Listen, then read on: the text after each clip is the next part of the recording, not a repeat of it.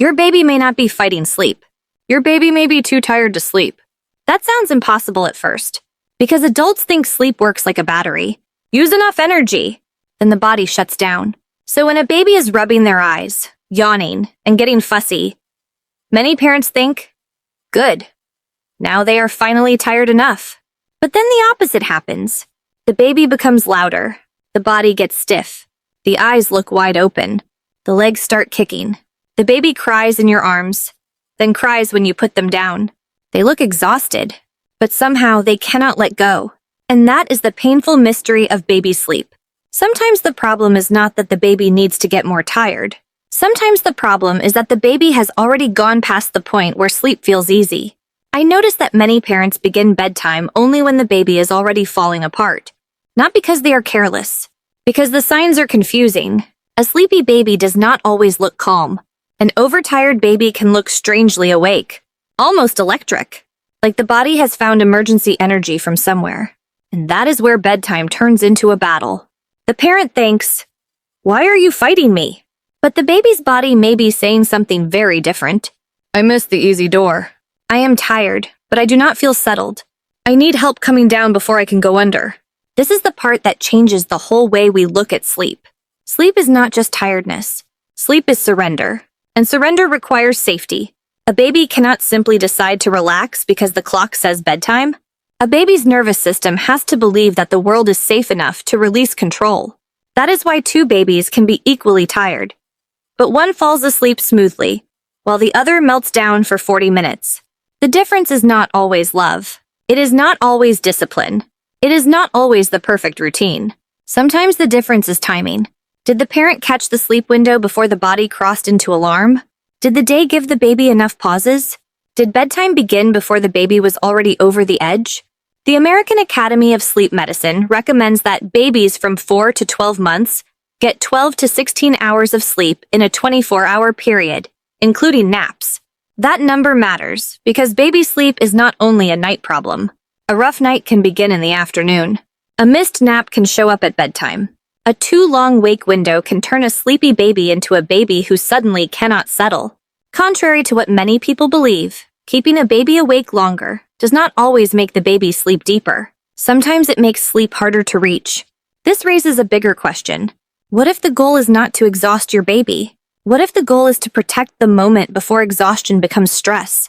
That is the new lens for this video. Not, how do I force my baby to sleep? But, how do I notice when my baby is still calm enough to be helped into sleep? Because when you understand that difference, bedtime stops looking like a fight. It starts looking like a timing signal you can learn to read. The sleep window is not a clock. It is a door. And with babies, that door does not stay open forever. At first, the baby gives quiet signals. A slower blink, a small yawn, a face that turns away, a little less interest in the room. The body is saying, I am ready to go down now. But because the baby is not crying yet, many parents keep going. One more feeding, one more diaper change, one more song, one more little walk around the house, one more minute, because the parent is trying to finish something. And then the door begins to close. The baby does not simply become more tired. The baby becomes harder to help. This is the mistake I see again and again. Parents wait for the dramatic sign. They wait until the baby is rubbing the eyes hard, arching, crying, clinging, and refusing everything. But by then, the body may have moved from sleepy into stressed. And those two states can look similar from the outside. Both can include yawning. Both can include fussing. Both can include wanting to be held. But inside the nervous system, they are different. Sleepy says, help me let go. Overtired says, I am past my limit, and now I cannot find the way down. This is why some babies suddenly seem awake at the worst possible time. They were tired at 7 o'clock, but at 7:40, they look like they found a second engine. Their eyes are open. Their voice is louder. Their body moves more. The parent thinks, maybe they are not tired after all. But that sudden energy can be a warning, not proof that the baby needs more play, not proof that bedtime should be later. It may be the body trying to stay alert because it missed the easier moment. There is a practical reason this matters. Babies from 4 to 12 months are commonly recommended to sleep 12 to 16 hours across 24 hours, including naps. So bedtime does not stand alone. The night is connected to the whole day. A short nap can affect the evening. A long stretch awake can affect the first hour of night. A busy afternoon can make the body too charged to settle. This is why just keep them awake longer can backfire. It sounds logical to an adult. More awake time should mean more sleep pressure. But a baby is not just a tired adult in a tiny body. A baby's sleep is still developing. Their rhythms are still maturing. Their ability to come down from stress is still borrowed from the adults and environment around them. So the goal is not to push the baby until they collapse.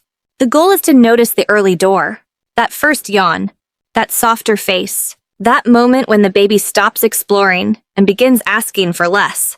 This is where the parent has power, not in forcing sleep, but in protecting the transition before the body gets too loud. Put another way, the easiest bedtime is often built before bedtime looks urgent. The baby who is only a little sleepy may be easier to guide than the baby who is completely exhausted. And that is the lesson most tired parents learn late. Do not wait until your baby proves they are tired. Learn the small signs before the proof becomes pain. The gentlest bedtime usually begins before anyone says bedtime. Not with a perfect schedule. Not with a magic song. Not with a trick that makes every baby sleep through the night. It begins with one quiet decision. Stop trying to make the baby more tired. Start helping the baby become less alarmed. That is the shift. Because an overtired baby often does not need more effort from the parent. They need fewer changes, fewer negotiations, fewer last-minute experiments. A parent who keeps switching from rocking to feeding, to walking to singing to bouncing, may be doing everything with love. But to the baby's nervous system, every new solution can feel like another thing arriving, another movement, another sound, another expectation, another chance to fail at calming down. So when your baby is tired but wired, choose steadiness before strategy. Make the next 10 minutes smaller. One position, one voice, one rhythm, one familiar body. This is where a Japanese-inspired evening rhythm can help. But not because it is exotic or perfect. To me, the real lesson is not copy a Japanese bedtime. The real lesson is transition.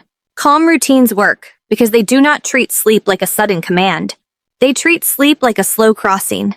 From light to low light, from play to holding, from many sounds to one voice, from activity to repetition, from day to night. The baby's body gets the message before the baby understands the words. We are leaving the day now. Nothing new is being asked of you. You can come down. And this is why the daytime matters. The recommended 12 to 16 hours of sleep for babies 4 to 12 months is not a scorecard for parents. It is a reminder that sleep is spread across the whole day. Night sleep, naps, and wake time are connected. If the day keeps pushing the baby past their limit, bedtime has to carry the debt. So start earlier than the meltdown. When you see the first soft yawn, do not wait for the third. When the face becomes distant, do not try to get one more smile. When the body slows, do not assume boredom. That may be the door opening. Protect it. You will not catch it perfectly every time. Some nights will still be messy. Some naps will still fail. But many nights become gentler when the parent stops chasing exhaustion and starts protecting the descent. So tonight, try one thing. Begin bedtime before your baby looks desperate. Make the room simpler. Keep your response steady. Let the baby feel that the day is not being ripped away. It is being lowered. And if this video helped you understand why your baby can be tired, but still unable to sleep, write "too tired" in the comments. Write "too tired" if you have ever held a baby who is exhausted, crying, and somehow wide awake. Tell me which sign you see first. The second wind? The stiff body? The missed nap? The late night crying? Your comment may help another tired parent realize they are not failing. They may simply be meeting sleep too late. And if you want more calm, baby psychology that makes parenting feel lighter, subscribe to this channel. Because your baby does not need to be pushed into sleep. Your baby needs to be guided toward it before the body forgets how to let go.